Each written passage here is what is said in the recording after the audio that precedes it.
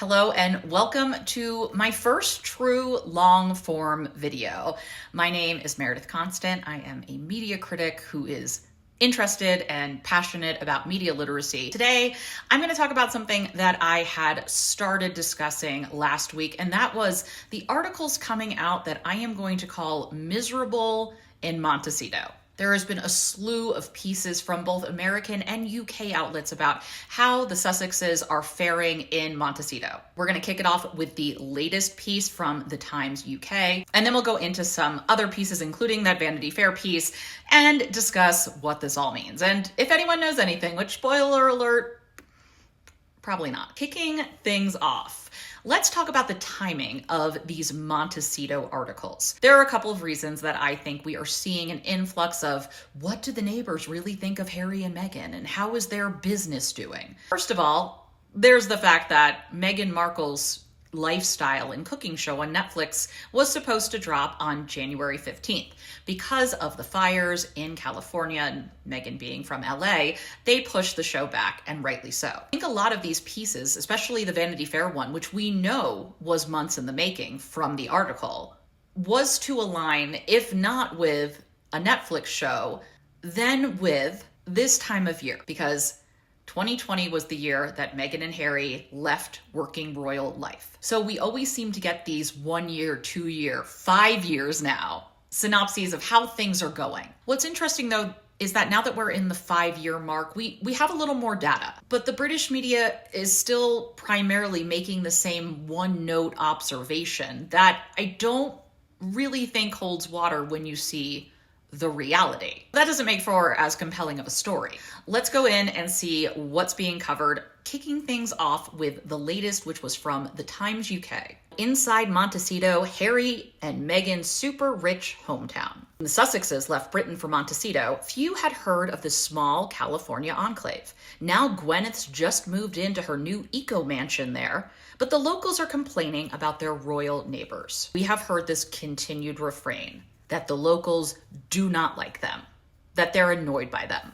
And I'm sure there are people that are. But what's interesting is that highlighting that Montecito has potentially gained more attraction because of Harry and Meghan's presence negates this idea that nobody cares about them and that they're unpopular and they don't do anything, because clearly they're bringing attention to this enclave, at least according to the reporting. The other fact about this that kind of flies in the face of all of this is that we know that Meghan's Montecito-based show was filmed using a local home, and the home is owned by a wealthy philanthropic family that is in the high upper societal circles in Montecito.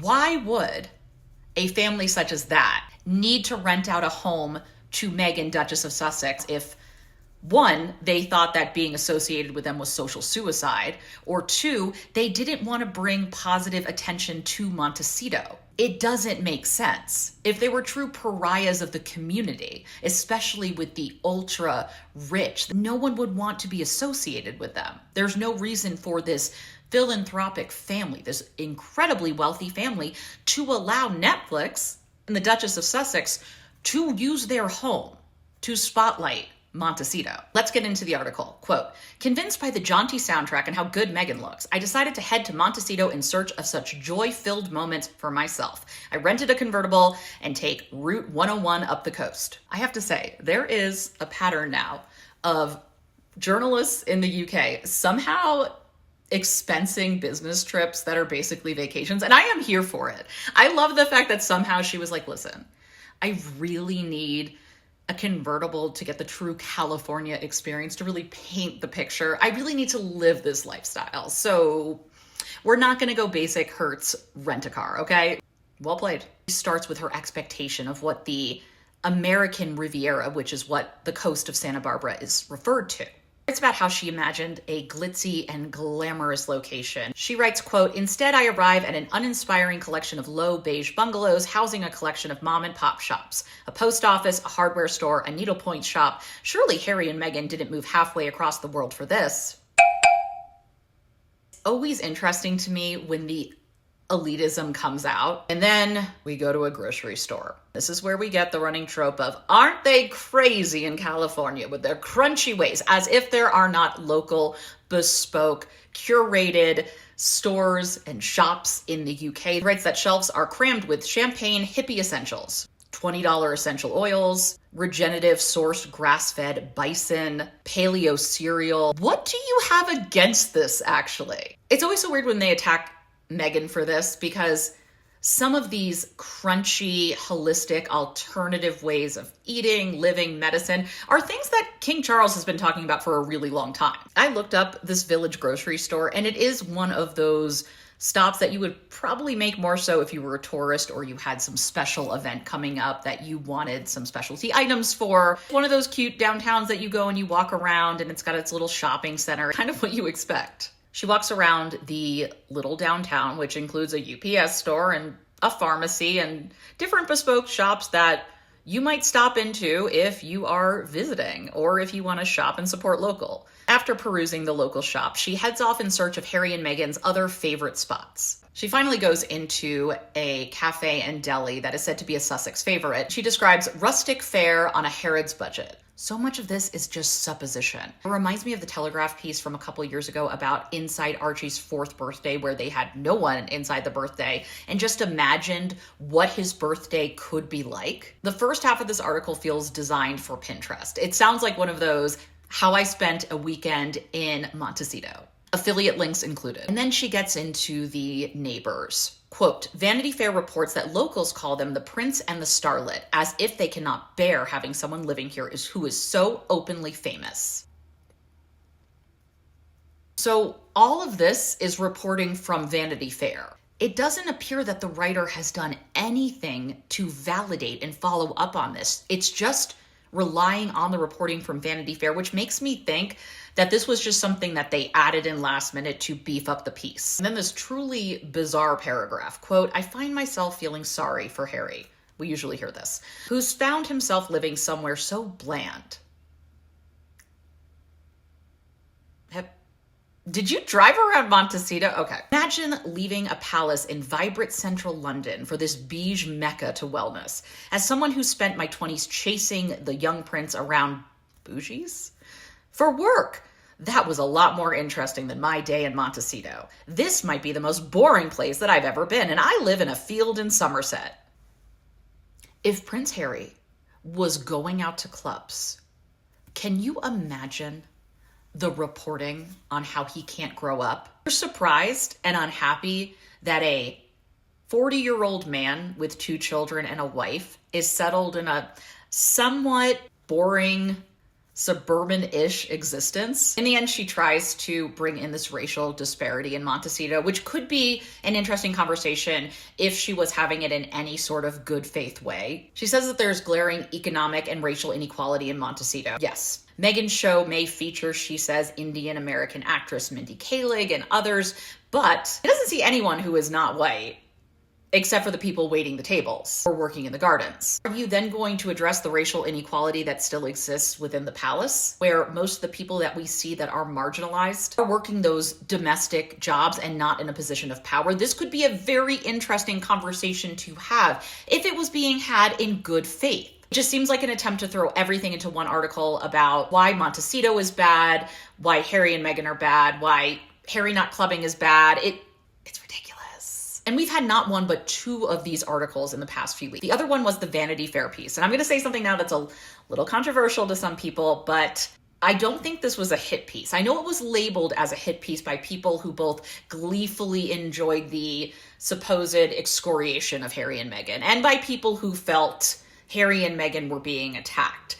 I think sometimes, well, I know we are too quick to write off things that we don't agree with. And I understand we can talk critically about the points in an article where things went south and weren't fleshed out, and we can speak critically of them without completely canceling an entire magazine or a writer for their piece. The title of this piece for Vanity Fair's February 2025 hard copy issue was Harry and Meghan. It was titled American Hustle. As an American, I didn't take that as an insult, because hustle is usually used as a positive connotation because everyone's hustling. But perhaps that is read differently depending on where you're from. This is what the writer says is the premise of the piece. Quote, over many months, Vanity Fair spoke with dozens of people who have worked with and lived alongside the couple to understand the impact they've had on their new coastal California community, the challenges of enacting the ambitions of two first-time CEOs, and how their experience with the monarchy foreshadowed some of their current difficulties. I think this article is trying to do too much. I think if it had just focused on the business side of things and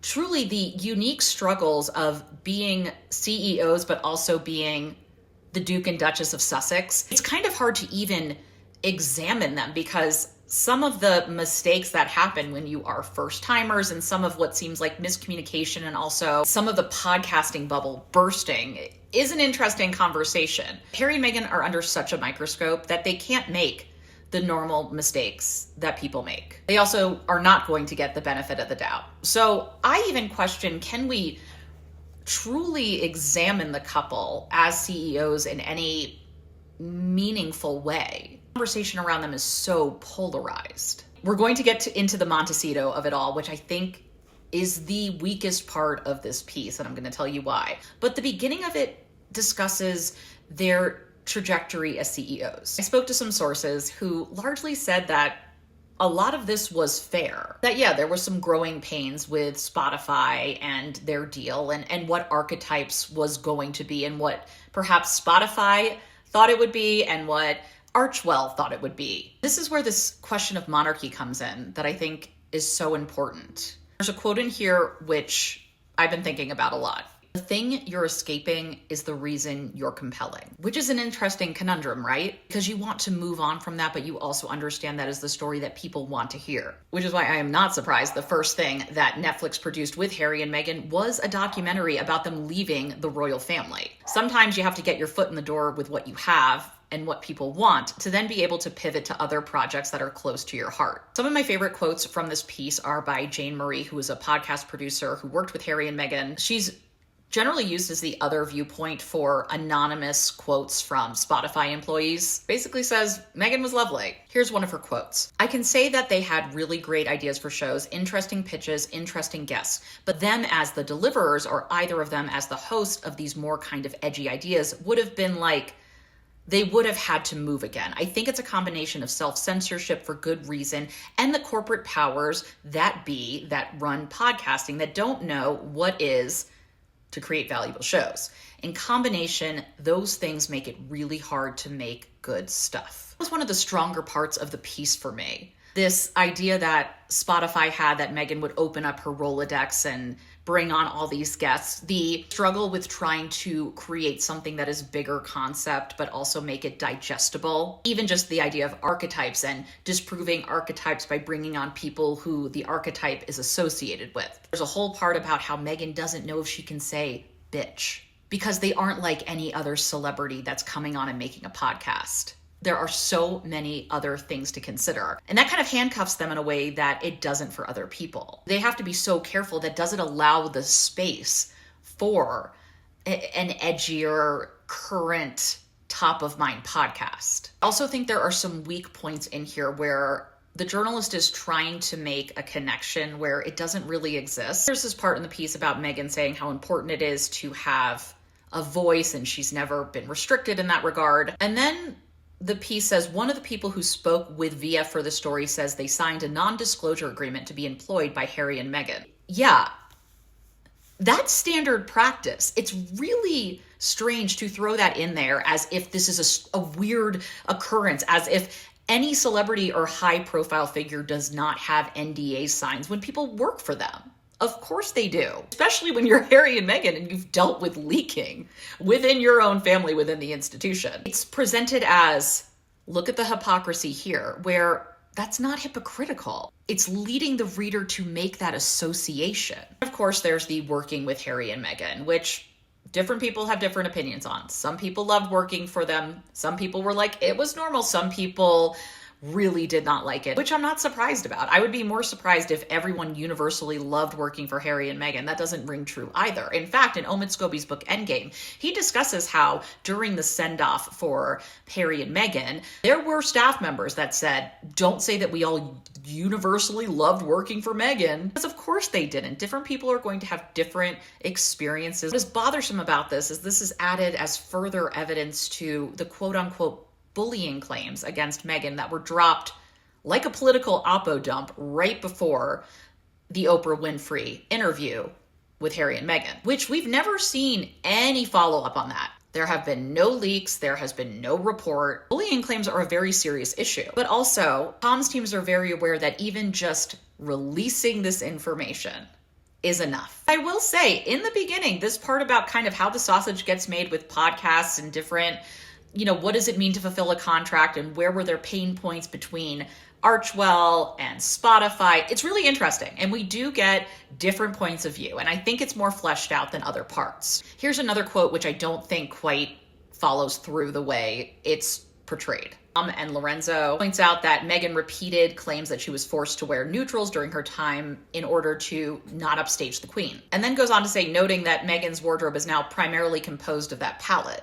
What does that prove exactly? That doesn't mean that there weren't directives that she was to dress in a way that was not to upstage other senior royals. It's faulty logic. And then we get into the weakest part of this, in my opinion, which goes back to the miserable in Montecito. They quote a Montecitan as referring to Harry and Meghan as the prince and the starlet. And then writes, they have become local villains according to several people who spoke with Vanity Fair.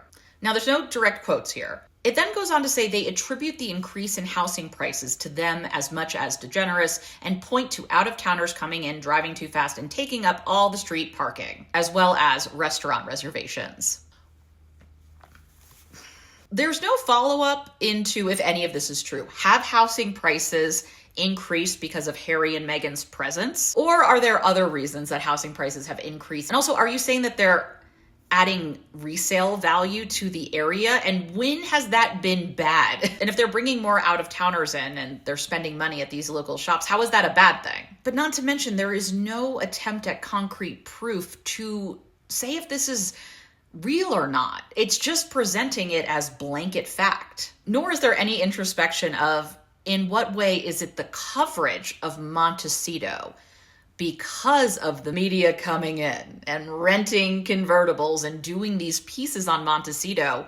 How about that contribution? And largely it's from the people that tell you that Harry and Meghan are nothing. Don't go to Montecito and report on them. Lies in the face of this idea that is pushed that Harry and Meghan are basically living in the dumpster and have no friends and everyone hates them. When we just saw Meghan at Kerry Washington's birthday. Clearly they have their people. I do not doubt for a second that there are individuals who do not like having Harry and Meghan around, who perhaps don't like having them around because they don't like Harry and Meghan because of their feelings about monarchy. Don't understand the impetus to not research further some of these claims made by individuals in Montecito to see if they actually hold water. But again, if you did that, it might show a more complex picture that doesn't allow you to just paint them as local villains that everyone dislikes. There's again this weird privacy issue that people bring up as if they haven't proven that even with reporters coming and going, they are living in some amount of privacy in Montecito. Their kids aren't getting papped. They are acquiring the kind of seclusion and privacy that they wanted for their family. Really interesting bit in here. This is something that I had heard weeks ago, was that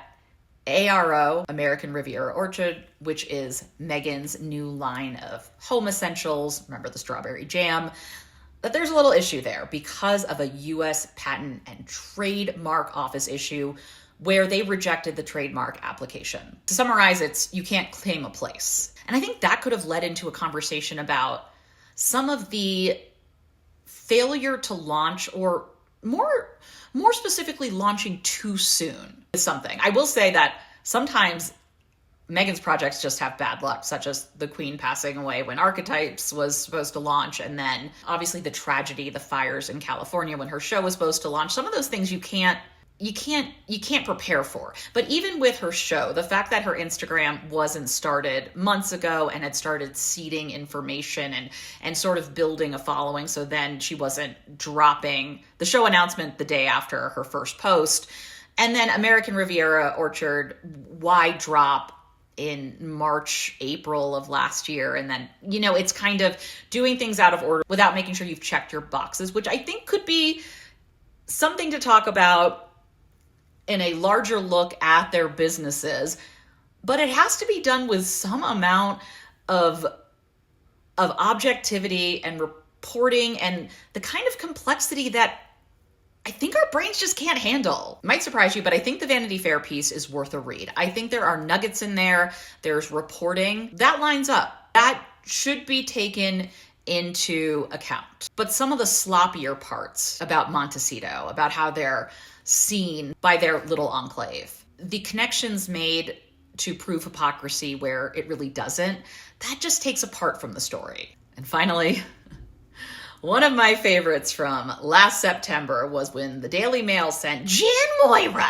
to Montecito to answer the tantalizing question, what does the prince do all day? Spoiler, she doesn't know. She's another one that said, I'm going to go do some in-depth reporting on what Harry does in Montecito, answer all these tantalizing questions. I'm going to have to go to some of these restaurants. I appreciate the UK hustle, but you didn't tell us anything. It's the same tired tropes about kombucha and nut butter, which there's nut butter in the UK. Why are you acting like that's so weird? And it's this repetitive drumbeat of, was it all worth it? Was it worth it for Harry? Is the American dream really the American dream? Was burning the bridges with his family, no mention of the role that they have played, was it worth it for this existence? I don't know Prince Harry or Meghan Markle.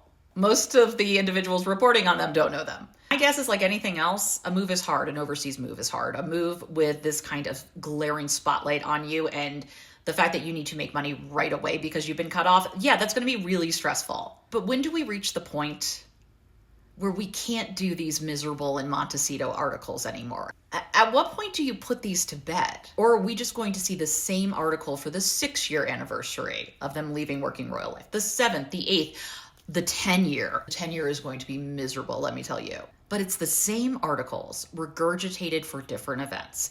Whether it's Megxit, as it was called, notice Prince Harry's left out of that, or Harry's 40th birthday, or Meghan's show, it's just the same reporting, which I'm going to use quotations around because largely it's kind of just walking around Montecito, just repackaged for different events. I mean, how many times can you make a joke about kombucha cocktails? Thank you so much for watching my first long form video. This was a lot, but I really enjoyed it, and I think I was able to get into things deeper. If you have other things you want me to cover, definitely let me know. Please be sure to subscribe on YouTube, on my Substack. That's where I do a lot of my writing. I have a free newsletter every week that you should check out.